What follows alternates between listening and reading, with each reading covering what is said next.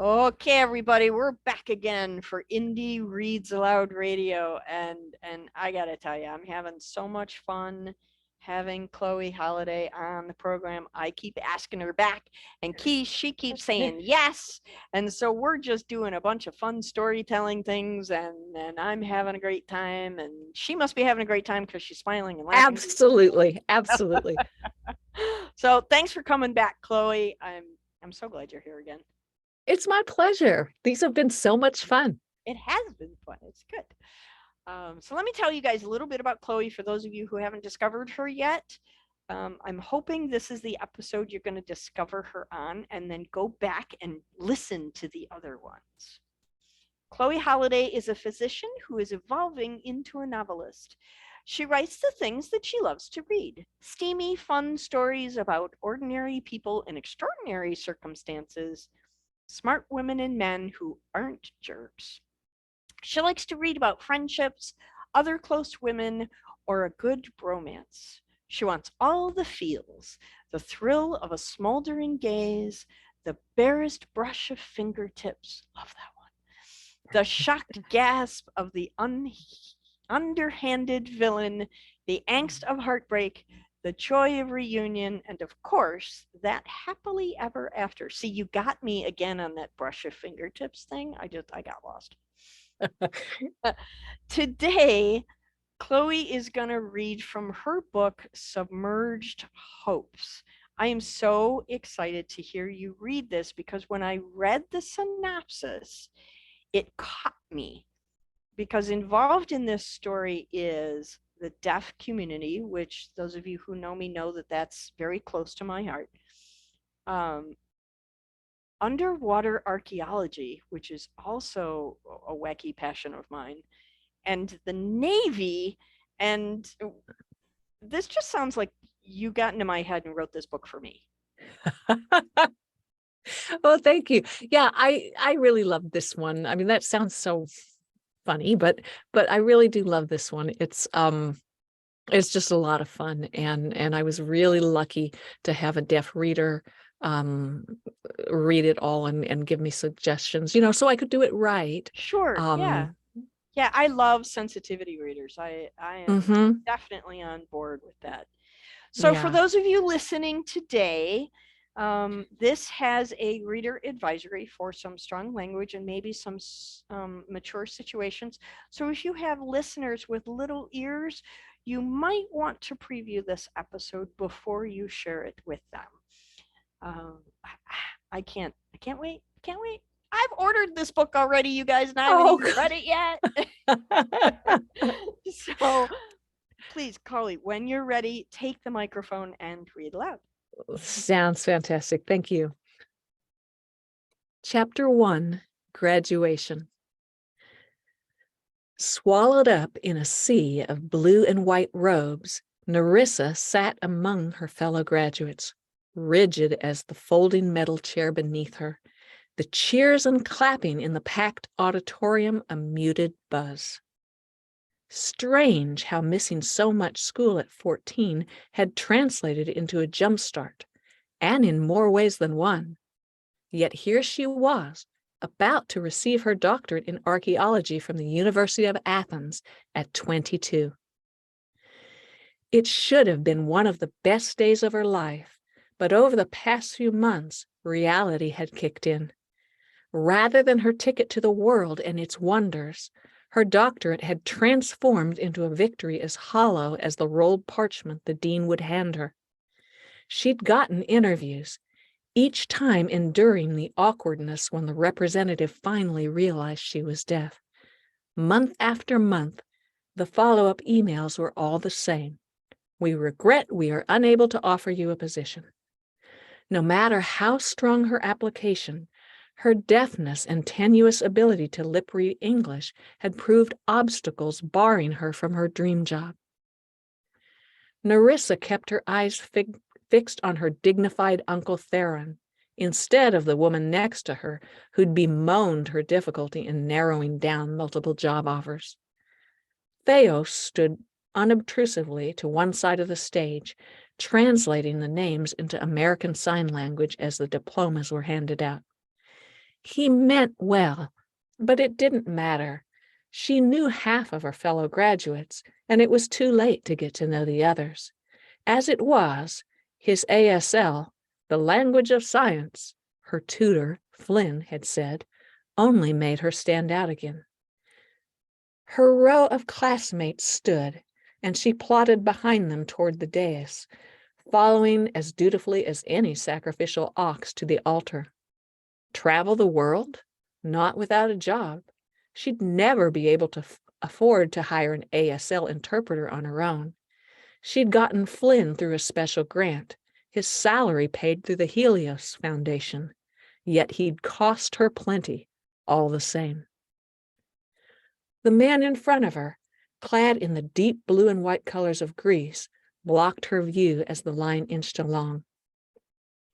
The stench of strong perfumes and sweat wafted as she passed her classmates, and Nerissa sighed. She'd loved university, the freedom from her overprotective aunt, the respect for her academic work, the prospect of an exciting career in the field, like her parents had achieved. No, this was it for her, at least for now. She'd leave her friends, go back to Crete, and live with her aunt and uncle, working at the museum in Knossos. A fascinating place, to be sure, but over and done. The first excavation in 1900, the last in 1970. Leading tours of the ruins or working on small artifacts left over from someone else's excavation. A far cry of her dreams of a new dig in the Mayan jungle or a Native American site. The fresh-turned dust of antiquity in her nostrils more exciting than the cocaine the rich students used. I just have to keep trying. There were worse things than editing the exhibit catalog, and a career in restoration was always more likely than the field work that lured her with memories of happier times. But moving back in with Thea Marina? Nerissa's jaw tightened. Her aunt would take the end of her schooling as the signal to get Nerissa married off to a nice Greek man. The reproach about the whole business with Flynn, unspoken but always present. He would have been proud of her. She closed her eyes, remembering his touch and her own trembling eagerness. A time when having it all still seemed possible. Stop this. Be grateful for what you have. You're alive. You still have family, people who love you. Things could be so much worse. Most people were stuck, one way or the other. A job they didn't enjoy, the wrong town, a sensible marriage that was just okay. They learned to deal with it, and so would she. Life isn't a fairy tale. The man behind Nerissa bumped into her, and her eyes sprang open. Trapped in the group headed toward the stage, she resisted the temptation to run away, the crowd suddenly oppressive. The line shuffled forward, inexorable, and Nerissa found herself in front of the dean, his hand extended to shake, the other poking her diploma at her. His lips moved. Congratulations. Evharisto.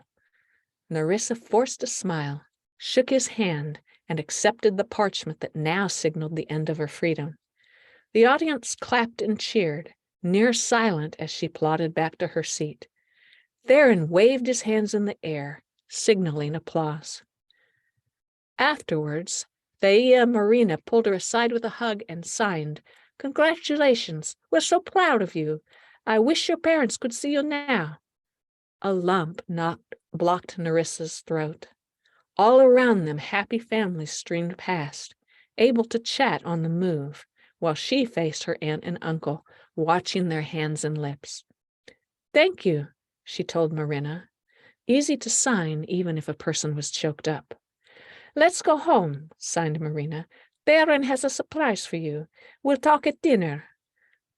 They piled into a taxi for the airport to catch the 50-minute flight back to Crete. When they arrived at their modest white stucco house, Nerissa greeted their Cretan hound Argos. "Kalispera, Kainerion." His curly tail waved over his tawny back in a perfect circle, as if pleased with her good afternoon and the diminutive canine endearment. Nerissa, go and Sains. You know how fast Barburi cooks. Marina smiled, already slicing lemons for the red mullet. Yes, Marina. When Nerissa was home with them, she still spoke Greek and read lips to stay in practice. She suspected that they liked to cling to that semblance of normality. Argos accompanied her to her blue-painted room. She dropped the diploma on the scarred wooden desk, changed, and went downstairs.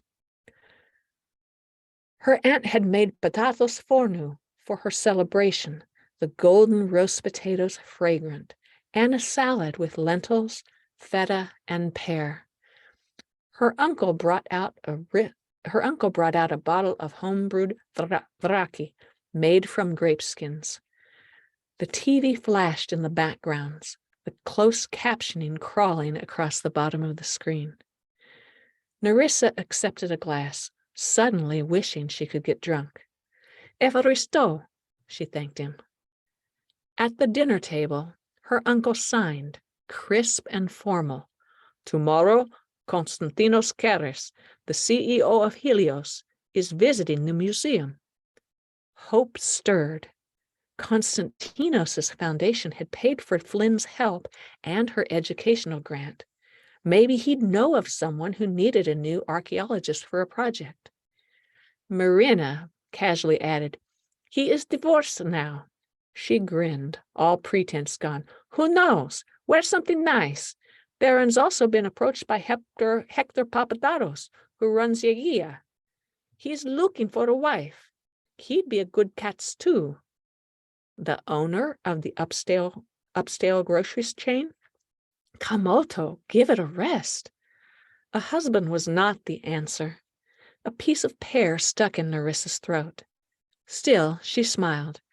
Marina and Theron had done so much for her, and she wouldn't ruin their pleasure in her accomplishment, however empty. The next morning, Nerissa looked up from her computer when Theron beckoned her from the doorway of the museum office, 2 hours before opening time. "He's here." Theron looked her over, a little worried frown wrinkling his forehead. Nerissa hit save on the exhibit catalog she'd been editing and followed him out to the parking lot to greet the Helios CEO, determined not to embarrass Theron, as he catered to the wealthy sponsors. Though speaking English filled her with dread. A limousine sat at the curb.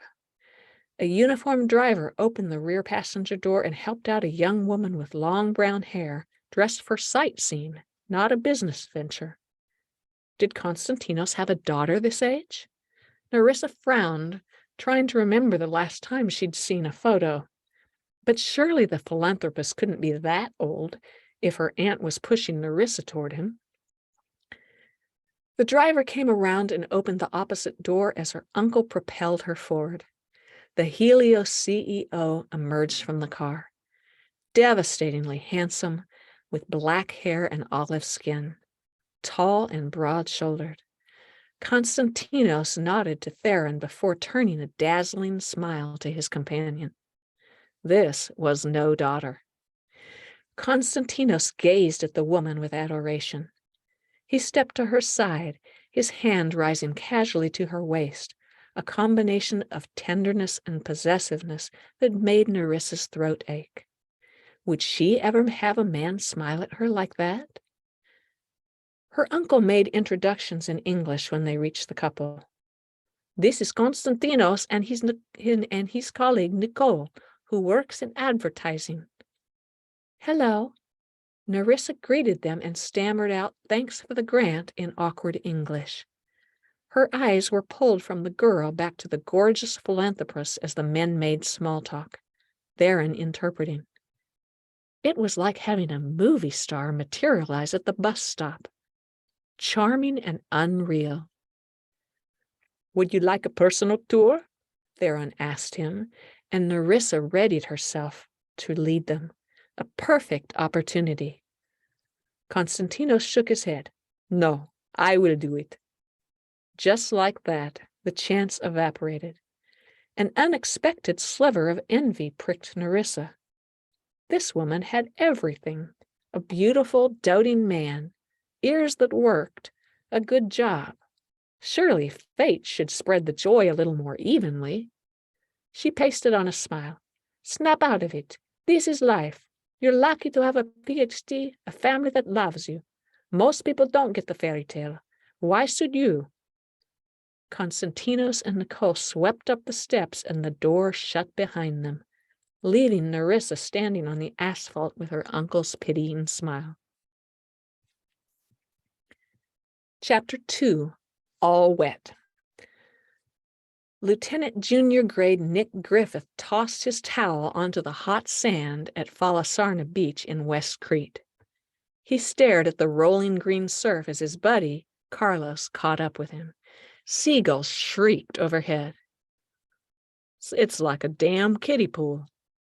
It was the third beach Nick had tried since his arrival, and none could compare to the awesome California tubes he used to ride. Still, it was damn good to finally get away from the Navy Public Affairs Office, even if it wouldn't be real surfing. But the waves were clean, and the water glittered in the morning sun, bright despite his sunglasses. He didn't fool with sunscreen. If things went according to plan, he'd be long gone before the rays burnt through his base tan. Carlos said, I guess I thought they'd be bigger. That's what your girlfriend said. Nick ignored Carlos's groan. You're right, though. These waves are just ankle busters, barely big enough to bother with. Maybe 2 meters, if that. He shook his head. Hardly worth getting wet. He scoped out the bikini-clad women lying in the sun. It'd be worth getting them wet, though. Another cluster of long-legged Wahine wannabes stood in the shadows of the surf club. Damn, those are some sick curves. Nick brightened. Waves weren't the only ride to be had here. Maybe I'll do some surfing after all. Come on, bruh, and lose the shirt. Me? Carlos frowned. I'm not the one looking for company. You want a distraction from your pasty Anglo skin? Nick grinned at his bunny. Something for everyone. Dark meat and light meat. If they offer to rub on sunscreen, it's half the battle. Watch and learn, son. Carlos rolled his eyes. Yeah? What you'll learn is they won't want your pale, sorry ass once they see me. Carlos pulled off his shirt and tossed it down. Lean and cut, brown skin vivid against white trunks, Carlos would work just fine for bait, doubling Nick's chances. Simple statistics, bruh. They'll swarm like moths to a flame. Already they were attracting glances. Once they hear you're engaged, they'll be all over me. You're the perfect wingman now, jacked enough to get them excited, and they'll think they have a chance to settle me down. They moseyed to the hut, and Nick smiled. Calimera, ladies, he said, careful his good morning was accentuated perfectly to show he was trying, but letting them know he was American, with a job and money to spend. American? A tall redhead flicked her eyes over him, her English better than Nick's Greek. Undeterred, he smiled and puffed out his chest, reverting to English. Yes, Navy officer, he said offhandedly. I'm Nick. My buddy's fiancé is gone this week. Thought I might teach him how to surf, but the waves are kind of small. He gestured toward the ocean, nonchalant, ignoring Carlos's suppressed snort. A blonde with a bunch of tiny braids lowered her shades and licked her lips. You're a surfer? No Rhodes Scholar, but it wasn't mental prowess Nick was looking for. Yeah, you ladies surf? A giggle and a few quips in Greek, too fast to follow, swept between them. The short, curvy brunette tossed her head, gesturing at the surf shack. Oh my gosh, that's terrible. We're here to learn, but no one has come yet. Nick smothered a laugh. That's a terrible shame. I can help you with that, though. He gave them an innocent smile. Let me rent a board and I can show you some moves. Carlos sighed, and Nick narrowed his eyes at him, then walked toward the rental hut. Behind, he heard Carlos step up. Nick's an awesome surfer. He's from California. Damn right. Too bad the Navy had shorn the blonde mop women used to love, but Nick still had game. He turned the corner and arranged a fun board for a couple of hours. By then, he'd have chosen a girl to take home for Mary, the nap time Greece observed from 2 to 5 p.m., for another kind of fun. Whistling, he carried the board around to the front. Carlos stood, arms folded, across from a couple of Greek men. The women fanned out around them. He and Nick were taller, but the men looked wiry and tough, their posture aggressive. The biggest one stuck out his chin when Nick approached and said, "I am teaching these women to surf." Damn, I barely turn around and Zorba here tries to cut in. Nick grounded his board and smiled. Great, but anyone who wants help from me, they've got it. The women looked back and forth between them, giggling. Zorba glowered. We both go out. They watch and pick one to teach. 20 euros says they sues me. Asshole. To him, Nick was just a Benny, a non-local who wouldn't know the breaks, or worse, a brand new Quimby who needed lessons himself. But Nick was a shredder from way back. Done. She can hold the cash. He winked at the redhead, then glanced at Carlos, who wordlessly pulled out his wallet to front the money. Nick plucked the fun board from the sand and strode toward the surf, scanning the waves as he went, calculating the best run for the conditions. Too tame to pull an alley-oop or any other move to catch some air, but he could lay down some roundhouse cutbacks, and a snap was showy, throwing out a big spray for the girls. He chuckled at that subliminal, then leashed up and paddled into the water, his ride all planned out. Would they appreciate a long hang 10, riding the very tip of the board, the old school move that demonstrated mastery? Nah, better stick to flashy. Was the Greek man an instructor? Even if he was, Nick was raised on the huge macking waves of blacks, beach, and trestles. It'd be no contest. The dude wouldn't know what hit him. Nick duck-dived through the breaking waves, pushing his board under the swell, and glanced back when he surfaced on the other side. His rival caught up with him.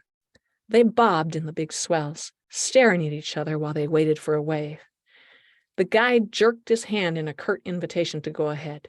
Please. Shaka, bruh. Nick grinned, flashed the friendlier hang 10 gesture, thumb and fingers extended, and popped up to stand. He dropped into the glassy green wave. Stoked, he charged, channeling aggression and power for the watching women. Then the world narrowed to the wind rushing past and the glide through the water, the sparkling drops that flung up, the weightless dance as he carved and cut. A perfect roundhouse cutback at the crest. He ripped down again, back up for a snap. Spray sizzled out in a textbook arc. Nick milked the wave for everything he could before he cruised up into the shallows and hopped off, casually triumphant. Match that, Zorba. Nick wiped salt water out of his eyes and turned to watch the Greek guys ride. He'd waited until Nick was clear, not wanting to share the attention. He tipped down onto the wave. A junkyard dog, aggressive but no style. Probably intimidated by Nick's run, the dude moved jerkily, on the edge of being out of control. He overbalanced and wiped out in an impressive explosion of white. Then he was in the washing machine, the arrogant schmuck, churned under in the froth. Poor bastard. Nick faced the sand and his prize with a grin. The girls squealed and ran toward him. The redhead, I think. He pulled off his leash so he wouldn't get tangled with them all surrounding him at once. Curves bouncing, they sprinted up and kept running. Right past him. What the fuck? Nick turned to the ocean. Zorba staggered out of the foam, his nose streaming blood. The redhead shot Nick a glare, as if he'd pushed the dude. All the women clustered around like he would die at any moment. It was a cluster, all right. Nick stalked back to Carlos, who stopped laughing long enough to say, "You owe me 20 euros. Fine. Nick shook water from his ears. What the hell was that? Did I miss a good run from him or what? He didn't have your moves, not by a long shot. Carlos grinned and glanced at the bleeding man, fawned over by the bevy of women. But he's got game. Watch and learn, huh? Carlos laughed again and clapped Nick on the back. Come on, bruh. Let's pull chalks and I'll buy you lunch. Nick frowned, hesitating. From the shade at the side of the rental hut, an older man with dreadlocks eyed them, then returned his attention to waxing a board. Probably the OG. The original gangster would update all the regulars. No one would bet against Nick again. The women were gone, and sometimes localism could turn hostile. He'd seen enough in his 9 months at the Public Affairs Office to know many Greeks resented U.S. service members. With their own economy still in shambles, it was natural the locals might be ticked off by Americans showing up with good jobs, money to spend, and their choice of women. Nick sighed. Time to bail. He glanced back at Zorba, who smirked as he basked in the swirl of feminine concern. Okay, let's go. Nick shook his head. He'd never understand women. After turning in his surfboard and paying Carlos back, Nick put on his shirt and trudged off the beach to his red Alfa Romeo baking in the sun. He threw his towel down on the beige bucket seat to keep the leather dry and prevent his skin from burning. In 10 minutes, they pulled into a taverna crowded with locals. The hostess seated them on the patio, beneath the shade of a big blue and white umbrella. The scent of lemons wafted from the potted citrus trees that lined the edge of the pavers. Beyond, the surf whispered. Perikalo, a cute waitress smiled. Bir nehiros, please, Nick said in Greek. A drink and food made it all better. Trying not to scarf down his sandwich, Nick waited until the waitress came to top off his water to drop in, I can't believe you're getting married next week. When she left, he shook his head. Stick with one woman only, even if she was awesome? Guess that means you'll get some daily, though. Hell, maybe twice a day. Carlos didn't deny it. He took another bite. Damn, he is. Carlos radiated contented arrogance. Don't knock it till you've tried it. This boy, not happening. There's a whole world of hot women out there to sample. Someday after I make captain, I'll go home and marry a California girl. He'd find a gorgeous athletic woman who liked to surf and dive and dance, a nice one he could talk to without the BS. Maybe Carlos had that with Sarah Ann. His buddy raised an eyebrow. Then why chase all these Greek women? That's just for fun. I shop around, but I'm going to buy local. The more Nick traveled, the more he could see his dad was right about that. In-laws from another country might not be so bad, but I don't want a green card wife, or to be locked into visiting her family twice a year, or all those traps related to culture. Carlos snorted.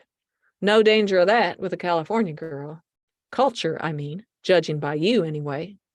Says the dude from Arkansas. You wouldn't know culture if it bit you on the ass. Maybe not, but at least I've got no trouble with women. I don't have trouble, asshole. Today's a tiny hiccup. Nick leaned back for the cute waitress to set down another beer. Eforisto. He gave her his best smile as she filled their water glasses again.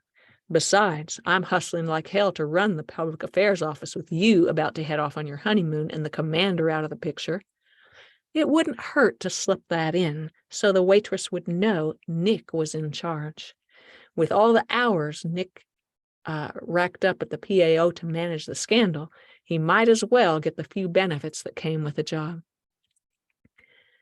The switch to PR from diver had turned out okay after all, though at the time he'd felt sick there were no dive billets available when he got his commission, worried what his hardcore father would think.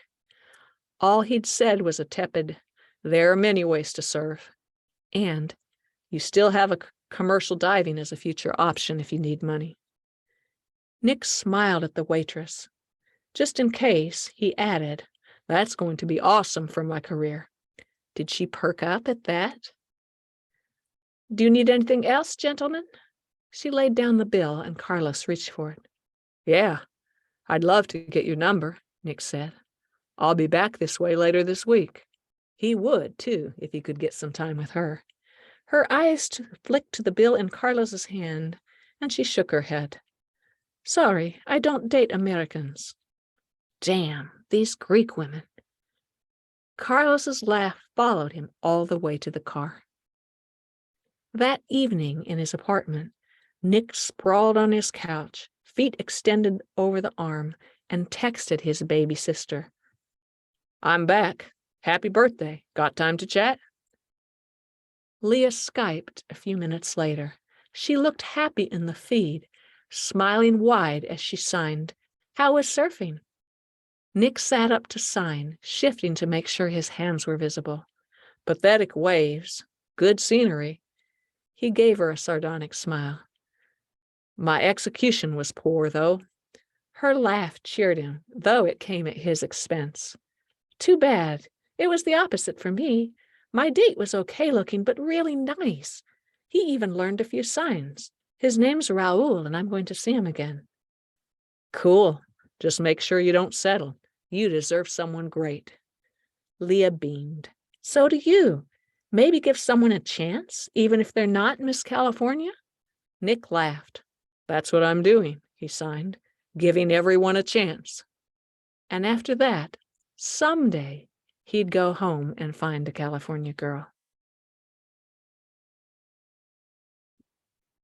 Fantastic. Oh my gosh, I'm so glad I ordered this book.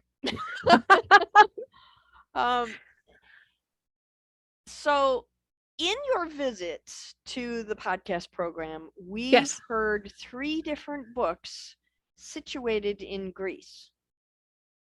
Yes. Why did you choose Greece? What was the pull from Greece that made you want to write about it? Okay, well, I am a sucker for mythology and archaeology, and so that was very compelling right there, the Greek gods and goddesses. And I think, as we mentioned, for writing Helios, when I drew the slips out of the hat, Sure. The hero was a rich foreign alpha, so that meant I had to do some foreign place, and so that was part of it. And also I decided I didn't want to read about Navy SEALs. No offense to Navy SEALs, but they get lots and lots of press. So I wanted my heroes to be military, but somehow not that same old thing. Sure. And so there's a military base in Crete, and then I thought, wouldn't it be cool if the difficulty that the heroine struggles with every day of her life, the communication problem, was actually an asset underwater, because she could sign and no one else could. And I thought that would be cool. So then in my research, I ran across the Antikythera mechanism, which was one of the world's first computer that could calculate the planet alignment, and it's just a miracle of engineering. And that was actually fished out just off of Crete. And I thought, okay, that's it. Underwater archaeology, this is perfect. And so absolutely, it just was fortunate. I think it's amazing how, as authors, we get one little nibble of an idea that explodes into a series of 16 books. Yes. Yeah, absolutely. And that makes it fun. And luckily I had written the first 2, but or maybe the first one, and then I thought, there's more here and I can do more. And so then before I published them, I was able to go back in and weave through the common threads so that someone could pick up at any book and not feel lost, maybe just with a hint of the previous stuff, not enough to spoil the previous story, Right. but to make it fun. What a great idea. And so it was lucky that it happened Well, I'm glad that that you way. did it that way, because I'm going to read Submerged Hopes first. So No, but that's perfect because super excited. Oh, cool! I'm happy to hear that. That's cool. I'm so glad that you come back on the program so often to share your work with us. So much fun. It's been tremendous. I really appreciate it. And it's so much fun to chat with you too before we actually officially The green start. room, But yeah, I appreciate it. Our green room conversations, we have a ton of fun. So Oh, thanks again Absolutely. for coming, Chloe. I really appreciate it. And I look forward to reading your work. Awesome. Thank you. Nice to see you again. Thanks so much. Have an awesome night. All right, you too. Bye-bye.